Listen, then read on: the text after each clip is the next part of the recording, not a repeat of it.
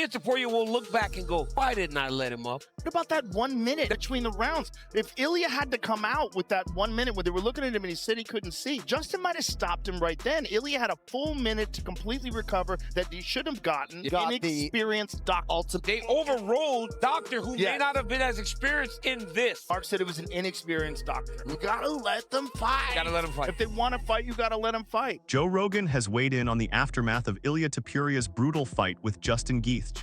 Interestingly, one of the biggest talking points coming out of the UFC White House card isn't the result itself anymore, it's the damage Topuria reportedly suffered, and how long it might take before fans see him back inside the cage. I don't know shit about fighting.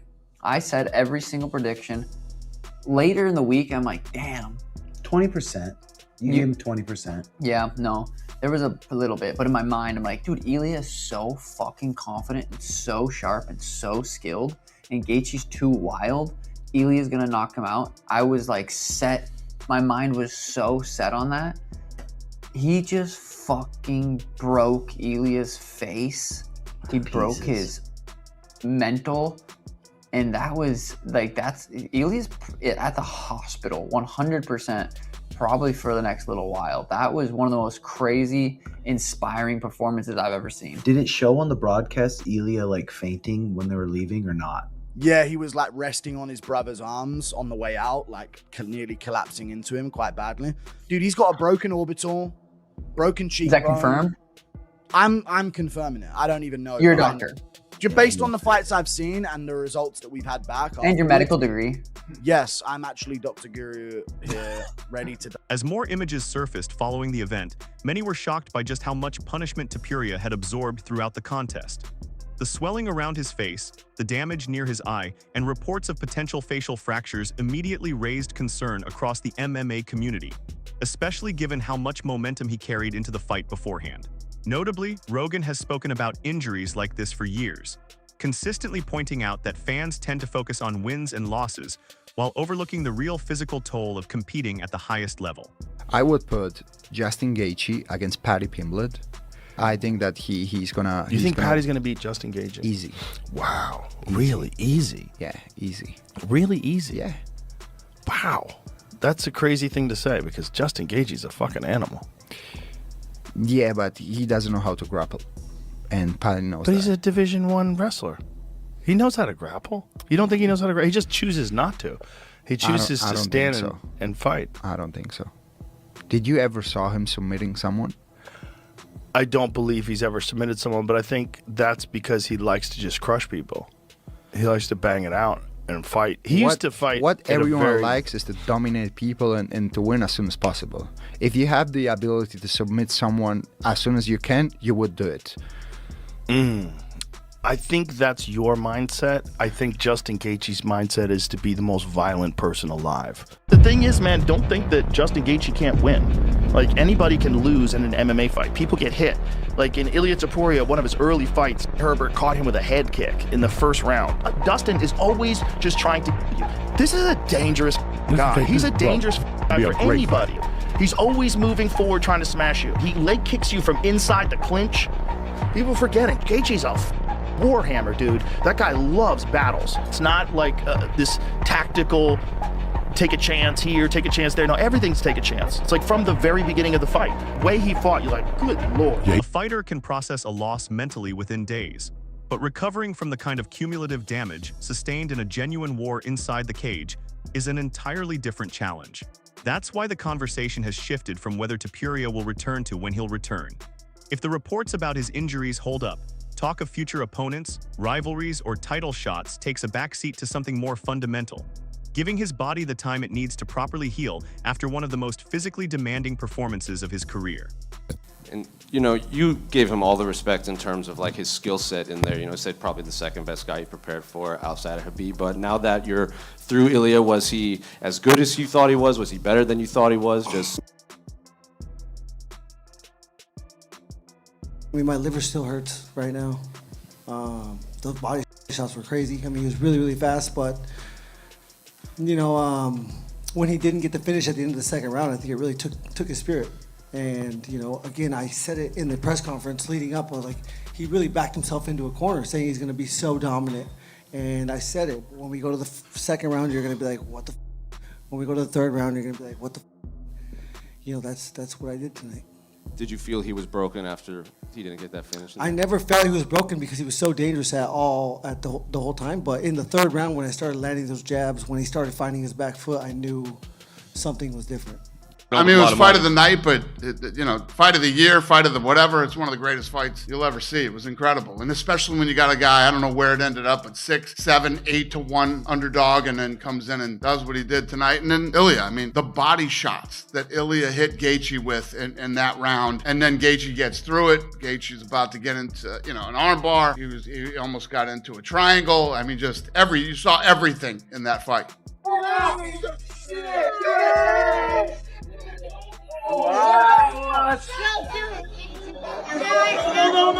Wow, that guy's crazy. Man, look at that dude.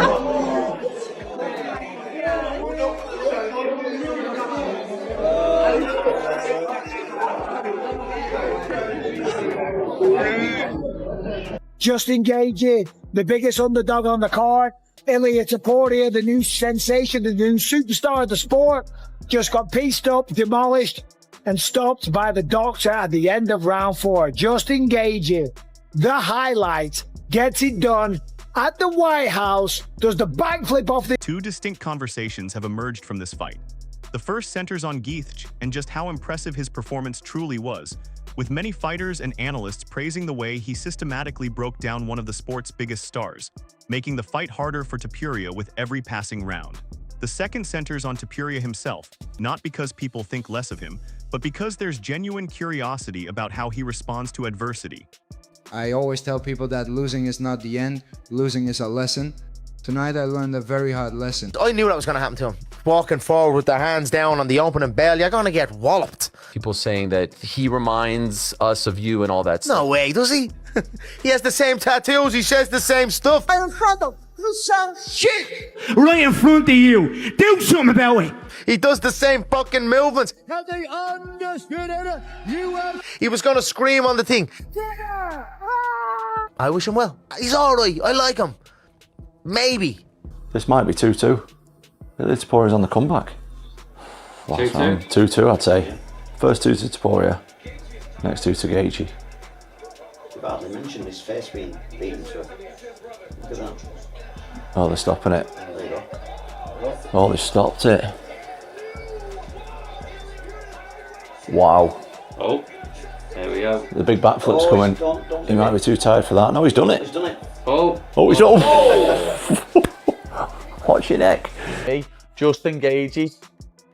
Well in, lad. Undisputed champion, you deserve it after your career. But now I want that rematch. I am going to finish BSD and I want that rematch with Justin Gaethje for the undisputed title. I told you, didn't I? It was fate. Justin Gaethje, man, that's off to you. You deserve it for the fucking heavy career you've had. You absolutely deserve it, lad. Everyone gave me shit for getting beat by him. What now? What now, lad? Thought he was finished. Thought he was 38. Thought he was over the hill. And then he just beat you. Greatest fighter of all time, Ilia Topuria. You fucking gang of gobshite. I went 5 with him. I took every fucking shot that he threw at me and kept walking forward. This little bitch has just quit after 4 rounds. That's what this little bitch has just done. Look at him, sat on his stool. I kept fucking walking forward at Gaethje for 5 rounds and didn't have an ounce of quit in me because I'm a proper fighter. For that experience, and this is just completely next level. This was that times 100. This is the greatest night in the history of combat sports. Greatest night in the history of MMA by far. Yeah. There's nothing that's ever going to top this until something does. I don't think anything is ever going to top this, man. This was... And when we think about Ilia Topuria, who was ubiquitously regarded with Islam Makhachev as 1 or 1A in terms of the pound-for-pound kings, going to be fascinating to watch this mixed martial arts athlete rebuild because that was a destructive loss for him and his legacy. Yeah, and who knows what kind of damage he took because we could be looking at broken orbital bones. Orbital looks, the way he swole up. Yeah. I'm no doctor. Right. I know we like to play doctor at times. We sometimes be saying diagnosis, but his eye, the way it was so black and blue and closed. I don't often make predictions. I don't. But I said multiple times sitting in this chair, talking to that camera or to a guest, that I question why the UFC would have an event which was being billed as a celebration of America, and book a main event in which an American was going to be knocked out in the main event. I said it. And so I have to eat crow. I have to apologize to Justin Gaethje. This is the business that we're in. You make picks, you pick a side.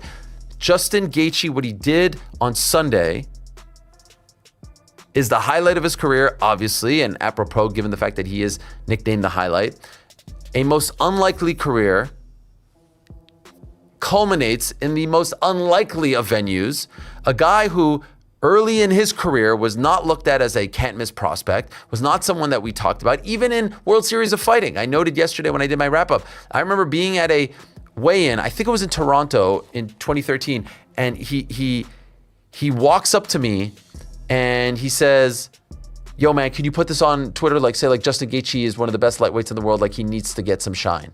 And I'm like, here we are. He has all these bonuses, all these moments, all these victories, and now he's undisputed champion. Imagine telling someone as he's getting knocked out by Max Holloway on the grandest of stages, UFC 300, that he would then come back and beat Paddy Pimblett, handing him his first UFC loss, and then beat Ilia Topuria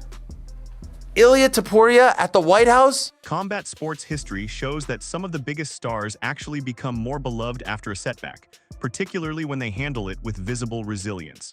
The UFC has always thrived on comeback stories, since they give audiences something to emotionally invest in.